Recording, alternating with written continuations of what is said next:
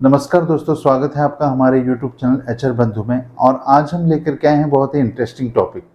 किसी भी कंपनी में अगर कोई एम्प्लॉय अपने 5 साल कंप्लीट करता है तो उसे लोग बधाइयाँ देते हैं, कंपनी वर्क एनिवर्सरी सेलिब्रेट करती है, काफ़ी सारे मेल्स जाते हैं, लोग सेलिब्रेट करते हैं, कॉन्ग्रेचुलेट करते हैं।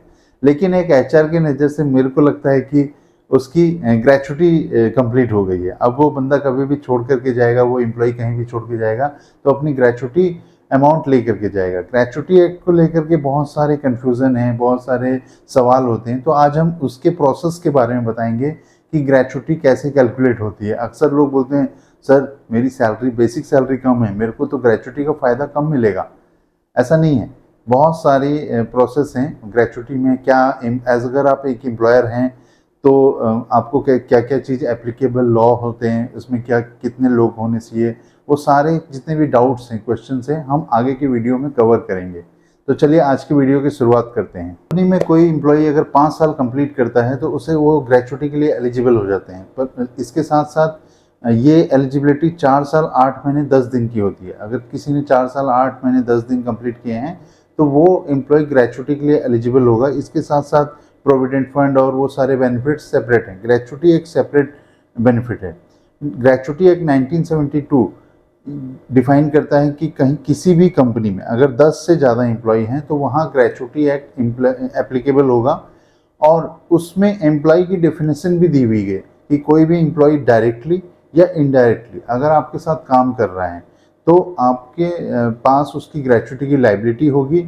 साथ ही साथ अगर वो कॉन्ट्रेक्चुअल रोल पे है और अगर आप प्रिंसिपल एम्प्लॉयर हैं तो उसकी भी ग्रेचुटी की लायबिलिटी आपकी है, एज ए एम्प्लॉयर की ही होती है।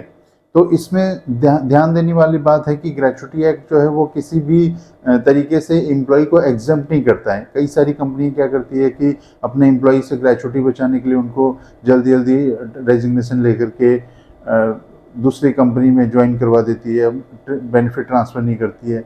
तो ये रॉन्ग है, ये लाइबिलिटी आएगी। जो भी कंपनीज ऐसा करती है उनके लिए ऊपर अगर कंप्लेंट जाती है तो उनके ऊपर लाइबिलिटी भी आ सकती है। तो इससे बचना चाहिए। पहले बात करते हैं इस एक्ट की एप्लीकेबिलिटी पे। अगर किसी भी फाइनेंशियल ईयर में अटेंडेंस रजिस्टर में डायरेक्टली और इनडायरेक्टली कोई भी एम्प्लॉय 10 से ज़्यादा हो जाते हैं या 10 हो जाते हैं तो उस कंपनी पे ग्रेचुटी एक्ट एप्लीकेबल हो जाता है। और उस कंपनी में कोई भी एम्प्लॉय अगर 5 साल कंप्लीट करता है, चाहे वो टर्मिनेशन है, चाहे वो रेजिग्नेशन है या डेथ केस है या किसी भी रीज़न से अगर वो एग्जिट करता है तो उसमें कंपनी उसको ग्रेचुटी पेबल बनता है और उस लाइबिलिटी को 30 डेज़ में उनको पे करना होता है। अगर 30 डेज़ नहीं करते में पे करते हैं तो उसके साथ साथ इंटरेस्ट की लाइबिलिटी भी आ जाती है। के मुताबिक 10 से ज़्यादा एम्प्लॉय जहाँ पर भी हैं वहाँ पर ग्रेचुटी एक्ट एप्लीकेबल है।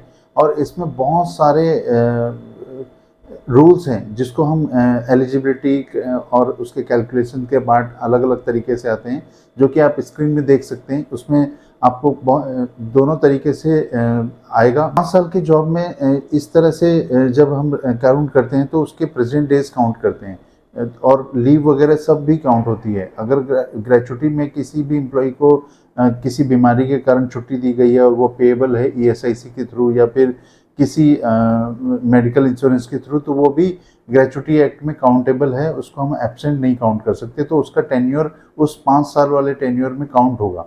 यहाँ पर ग्रेचुटी कैलकुलेशन करने के लिए सबसे पहले बेसिक सैलरी को ही लिया गया। बेसिक प्लस डीए, महंगाई भत्ता और बेसिक सैलरी दोनों को मिला करके जो वेजेस बनती है उसको ही माना गया है ग्रेचुटी एक्ट में एज अ सैलरी।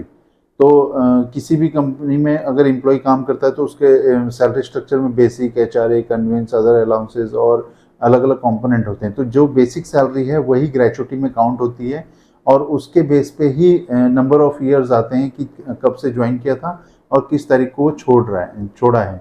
तो उस समय उसके ईयर्स निकालते हैं। ईयर में भी एक फॉर्मूला है कि अगर किसी ने 6 साल काम किए हैं और कुछ महीने काम किए हैं, जैसे अगर 6 महीने काम किए हैं तो वो 0 माना जाएगा और अगर 6 महीने से ज़्यादा काम किया है तो वो अपर साइड में जाकर के वो ईयर में काउंट होंगे।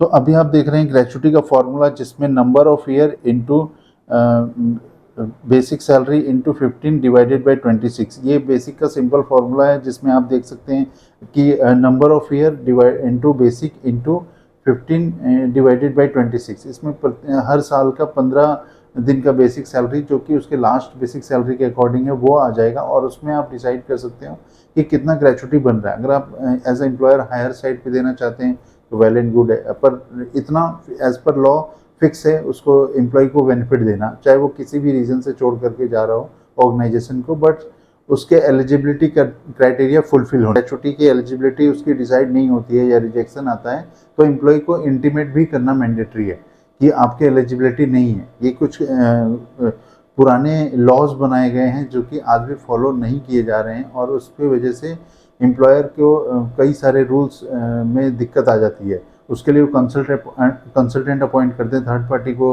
आउटसोर्स करते हैं, जिसमें आइडिया नहीं लग पाता है कि वो सारे कम्युनिकेशन एम्प्लॉय के साथ हो रहे हैं या नहीं हो रहे हैं। इसके केस में एम्प्लॉय अगर उसने तो उसमें LIC वगैरह हैं, उनके कुछ रूल्स हैं, वो डिसाइड करते हैं, जिसमें बेसिक का 2 into basic, 4 into basic, 6 into basic, 12 into basic और 20 इंटू बेसिक ये डिसाइड किया जाता है। और उस समय उसके सर्विस पीरियड 1 साल से कम है, अगर employee 1 year more than less than 5 year है, और 5 साल से 11 साल है, 11 साल से 20 साल है, 20 साल से ज़्यादा है, तो उसका जो भी half of the basic salary है into 33 times of basic salary वो उसको दी जाती है। इसमें टैक्स के भी कुछ रूल हैं कि 20 लाख रुपए से लेकर के अगर एम्प्लॉय की ग्रेचुटी 20 लाख रुपए तक बनती है तो वो टैक्स एग्जेम्प्टेड होगी, अगर उससे कम है तो ऑब्वियसली टैक्स एग्जेम्प्टेड होगी। लेकिन अगर 20 लाख से ज़्यादा है, किसी की ग्रेचुटी 24 लाख बनती है तो उसमें से 20 लाख एग्जेम्प्ट होगा और 4 लाख जो है वो टैक्सेबल इनकम में काउंट होगा। तो ग्रेचुटी एक्ट के ये थे ग्रेचुटी एक्ट के बारे में जानकारियाँ। अगर आपको हमारे वीडियो पसंद आता है तो इस वीडियो को लाइक करें, कमेंट करें और शेयर करें। जो भी आपके फ्रेंड्स हैं उनको भी कोई डाउट है तो उनसे भी शेयर करें, अपनी कंपनी में शेयर करें, ताकि लोगों को अवेयरनेस हो और वो चीज़ों को समझ सकें आसानी तरीके से। धन्यवाद।